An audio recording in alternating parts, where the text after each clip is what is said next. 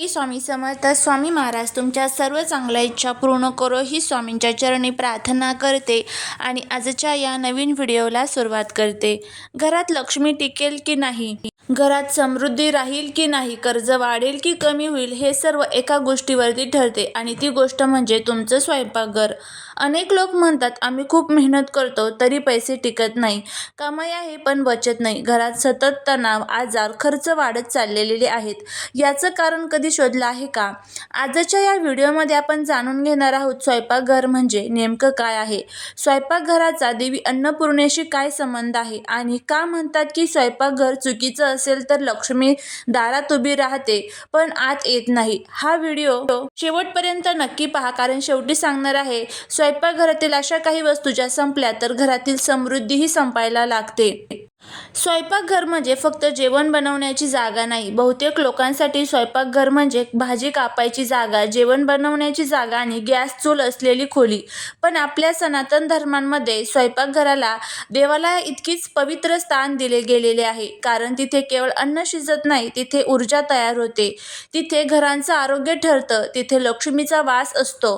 ज्या घरात स्वयंपाकघर पवित्र, स्वच्छ आणि नियमात असतं त्या घरात अन्न कधी वाया जात नाही, भांडण कमी होतात, आजार टिकत नाहीत आणि पैसा टिकून राहतो.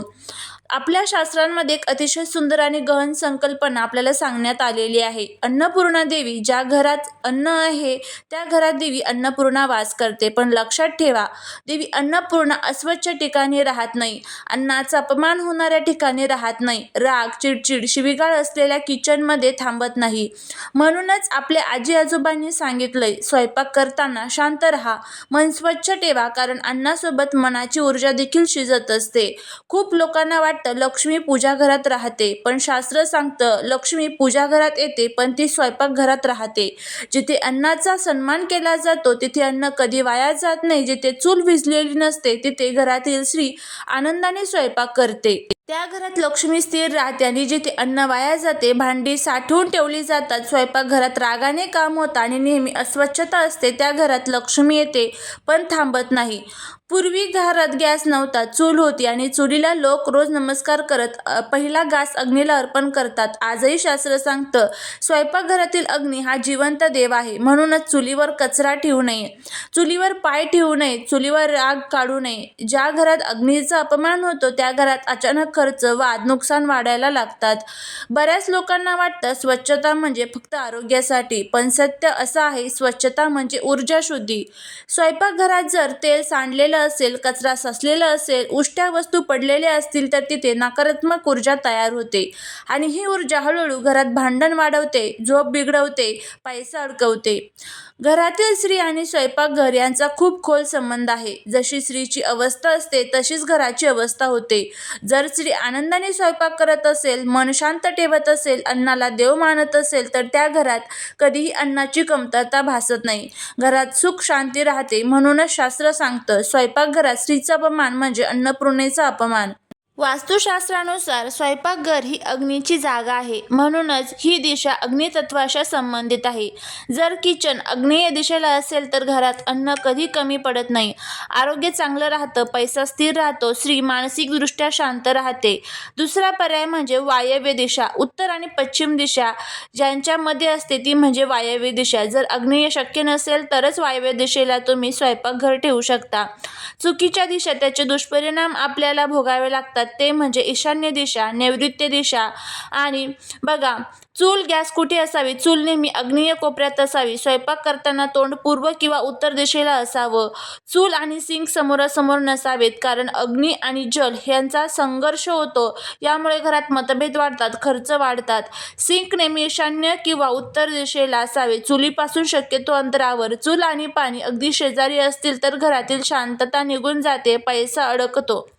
फ्रीज म्हणजे साठवण आणि स्थिरता. योग्य दिशा ही खूप महत्त्वाची असते. दक्षिण, पश्चिम किंवा पश्चिम दिशा तुम्ही ठेवू शकता. ईशान्य दिशा टाळा, यामुळे खर्च वाढवतो, बचत होत नाही. स्वयंपाकघरात नैसर्गिक प्रकाश असायचाच हवा. खिडकी शक्यतो पूर्व किंवा उत्तर दिशेला असावी, कारण प्रकाश म्हणजे सकारात्मक ऊर्जा. अंधारात स्वयंपाक होणाऱ्या घरात चिडचिड वाढते, आजारपण टिकतात. स्वयंपाकघराचे रंग पिवळा, फिकट हिरवा, क्रीम, हलका नारंगी असावा. नसावा. काळा, गडद निळा आणि खूप लाल हे रंग टाळावेत. यामुळे राग वाढतात, ऊर्जा कमी होते. चूल स्वच्छ करायची असते. उष्ट्या भांड्यांचा ढीग ठेवू नका. रात्री झोपण्याआधी किचन आवरलेलं असावं, कारण अस्वच्छ किचन म्हणजे नकारात्मक ऊर्जा. धान्य नेहमी झाकून ठेवा. मीठ उघडं ठेवू नका. तुटकी भांडी ठेवू नका. तुटकी भांडी लक्ष्मीचा अपमान असतो. स्वयंपाक करताना राग टाळा. मोबाईलवर भांडण करू नका. अन्नाची निंदा करू नका, कारण अन्नावर मनाचा प्रभाव जडतो. स्वयंपाकघरामध्ये नेहमी एक अन्नपूर्णा मातेचा फोटो आवर्जून असावा. शक्यतो पूर्व किंवा उत्तर भिंतीवरती लावू शकते. यामुळे अन्नाची कमतरता भासत नाही. स्वयंपाकघरात रोज सकाळी किंवा संध्याकाळी एक छोटासा दिवा लावा. यामुळे नकारात्मक ऊर्जा नष्ट होते. मीठ नेहमी झाकलेल्या डब्यात ठेवा. आठवड्यातून एकदा ते मीठ बदलायचं असतं. तांदूळ, गहू, डाळी नेहमी स्वच्छ आणि झाकून ठेवा. डब्यांमध्ये ओलावा नसावा. धान्य सडलेलं, कीड लागलेलं असेल तर लक्ष्मी घर सोडते. गूळ स्वयंपाकघरामध्ये थोडासा तरी असावा. मध थोडंसं तरी असावं. त्यामुळे गोडपणाचे हे प्रतीक आहे. घरात गोडवा तयार होतो. तुळशीचे पान स्वयंपाकघरात ठेवलं तर अन्न शुद्ध होते. अन्न बनवताना मन शांत राहतं. स्वयंपाकघरामध्ये वेगळा पोछा ठेवा. तो नेहमी स्वच्छ असावा. अस्वच्छ पोछा दारिद्र्याचं आमंत्रण आहे. किचनच्या प्रवेशद्वारावरती छोटंसं शुभचिन्ह काढा. ओम, स्वास्तिक काहीही काढू शकतात. भांडी पूर्ण असावी. तुटलेली, भेगा गेलेली भांडी ठेवू नका. तुटकी भांडी लक्ष्मीचा अपमान असतो. किचनमध्ये नैसर्गिक सुगंध असावा. अगरबत्ती थेट चुलीजवळ नको, पण स्वच्छ वास असावा. दुर्गंध असेल तर नकारात्मक ऊर्जा वाढते. स्वयंपाकघरात या गोष्टी चुकूनही ठेवू नका. झाडू, कचऱ्याचा ढीग, तुटलेली उपकरण, औषधे, जुनी कागदपत्र. त्याचबरोबर स्वयंपाक करताना वापरण्यात येणाऱ्या वस्तूंचा आदर करा. पळी, चमचा खाली पडला तर पायाने ढकलू नका. उचलताना मनात अन्नपूर्णा नमः म्हणा. हे छोटं कृत्य मोठा परिणाम करतात. आपल्या शास्त्रामध्ये स्पष्ट सांगितलेलं आहे की स्वयंपाकघरात काही वस्तू जर संपू दिल्या तर त्याचा परिणाम थेट घराच्या आर्थिक स्थितीवरती, आरोग्यावरती आणि सुखशांतीवरती होतो. म्हणूनच आता आपण बघूया अशा काही वस्तू ज्या स्वयंपाकघरामध्ये चुकूनही संपून द्यायच्या नसतात. या संपण्याच्या अगोदरच आपल्याला आपल्या स्वयंपाकघरामध्ये अगोदरच आणून ठेवायच्या असतात. ह्या जर वस्तू आपल्या घरातून संपल्या तर त्याचे जे दोष आहेत तर ते आपल्या घराला लागतात आणि केलेल्या सेवेचं, उपायांचं जे फळ आहे तर ते आपल्याला मिळत नाही. त्यामुळे व्हिडिओ हा शेवटपर्यंत पहा. चॅनलवरती नवीन असाल तर सबस्क्राईब करून कमेंटमध्ये ओम नमो भगवते वासुदेवाय नमः लिहायला विसरू नका, जेणेकरून भगवान विष्णूंची तुमच्या कुटुंबावर भरभरून अशी कृपा होईल. मीठ म्हणजे लक्ष्मीचं प्रतीक. पहिली वस्तू सर्वात महत्त्वाची ती म्हणजे मीठ. मीठ ही नकारात्मक ऊर्जा शोषून घेणारी वस्तू आहे. जर घरात मीठ संपलं तर घरात सतत खर्च वाढतो, पैसा टिकत नाही, घरात अस्वस्थता वाढते. कधीही मीठ पूर्ण संपेपर्यंत वापरू नका. थोडंसं उरलेलं असतानाच नवीन मीठ आणा. दुसरी जी वस्तू आहे ते म्हणजे तांदूळ. तांदूळ म्हणजे अन्नपूर्णा देवीचा आशीर्वाद. तांदूळ संपले तर घरात अन्नाची चिंता सुरू होते, आर्थिक स्थैर्य डळमळीत होते. तांदूळ कधीही शून्य होऊन देऊ नका. मुठभर तरी शिल्लक असू द्या. तिसरी जी वस्तू आहे ते म्हणजे गहू किंवा गव्हाचे पीठ. गहू म्हणजे स्थिर उत्पन्नाचा प्रतीक आहे. गहू संपल्यास कमाई असूनही पैसा टिकत नाही, घरात ताण वाढतो. पीठ संपण्याआधीच नवीन आणा. पिठाच्या डब्यात कधीही पूर्ण रिकामेपणा नको. चौथी जी वस्तू आहे ते म्हणजे डाळी. डाळी म्हणजे पोषण आणि संतुलन. डाळी संपल्या तर आरोग्याच्या संबंधित तक्रारी वाढतात आणि घरात असंतुलन निर्माण होतं. पाचवी जी वस्तू आहे ते म्हणजे गूळ किंवा साखर. गोडपणा म्हणजे नातेसंबंध आणि घरातील गोडवा. गोड वस्तू संपल्या तर घरात वाद वाढतात, बोलण्यात कटुपणा येतो. तेल आणि तूप सहावी वस्तू आहे. तेल, तूप अग्नीची शक्ती आणि घराची ऊर्जा असते. तेल संपलं तर कामात अडथळे येतात, आरोग्य कमजोर होतं.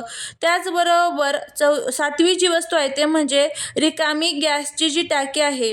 रिकामी कधीच नसावी, ती नेहमी भरून ठेवायची असते. पूर्ण रिकामी गॅसची टाकी दारिद्र्याचे संकेत मानले जातात. त्यामुळे एक टाकी सर्वांकडे एक्स्ट्रा असते, तर ती टाकी नेहमी भरून ठेवायची असते. गॅस पूर्ण संपेपर्यंत वाट पाहू नका, पर्यायी व्यवस्था ठेवायची असते. आठवी जी वस्तू आहे ती म्हणजे हळद. हळद ही शुभता, मंगलता आणि श्री शक्तीचे प्रतीक आहे. त्यामुळे घरातील नकारात्मक ऊर्जा नष्ट होते. 9वी जी वस्तू आहे ते म्हणजे पाणी. स्वयंपाकघरात पाणी नसेल तर जीवनशक्ती कमी होते. 10वी जी वस्तू आहे ते म्हणजे कृतज्ञता आणि आदर. ही वस्तू दिसत नाही पण सगळ्यात महत्त्वाची आहे. जर अन्नाची निंदा केली तर अन्न वाया घातलं, स्वयंपाकघरात राग केला तर हळूहळू अन्नही कमी पडतं, लक्ष्मी दूर जाते. स्वयंपाकघरात या वस्तू कधीही संपवून देऊ नका, कारण जिथे अन्नाची कदर असते तिथे लक्ष्मी आपोआप स्थिर होते. आजपासून हे छोटे नियम पाळा आणि फरक स्वतः अनुभवा. व्हिडिओ जर आवडला तर लाईक, शेअर आणि सबस्क्राईब करायला विसरू नका. भेटूया पुढच्या एका छानशा नवीन व्हिडिओत नवीन माहितीसोबत. व्हिडिओ जर आवडला तर कमेंटमध्ये ओम अन्नपूर्णाय देवे नमो नमः लिहायला विसरू नका. श्री स्वामी समर्थ.